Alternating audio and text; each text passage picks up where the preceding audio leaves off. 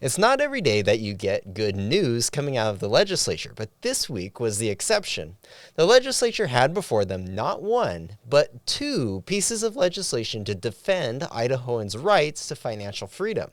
Senate Bill 1296 and House Bill 585 have the potential to secure financial freedom and personal property rights for all Idahoans should they go on to pass into law.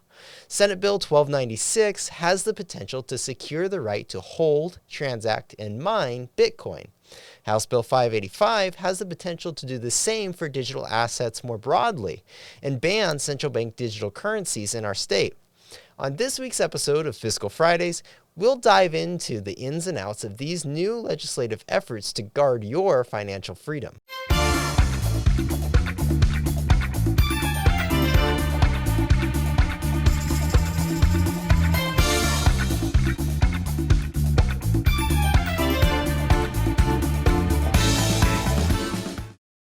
Both pieces of legislation were reported out of committee yesterday. Senate Bill 1296, piloted by Senator Scott Herndon from Sagal, was sent to the 14th Order for potential amendment after being heard in the Senate Commerce Committee.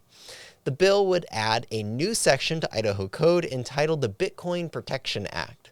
This legislation would protect the rights of Idahoans to hold Bitcoin, operate personal mining machines or run mining businesses, and protect the right to transact in Bitcoin. House Bill 585 takes a similar but broader approach. It starts by writing central bank digital currencies out of the definition of money in this state and bars state agencies from participating in such protocol. It then includes provisions to defend the right for Idahoans to hold, transact, and mine digital assets. This bill passed out of the House Business Committee with a do pass recommendation. Both of these bills take different paths to the same approach. They both recognize and protect the private property and Fourth Amendment rights of Idahoans. So why does all this matter? It is no surprise to any conservative that Washington, D.C. has a spending problem. The dollar has lost 16% of its value since 2018. Our deficit will be nearly twice our GDP by the year 2050.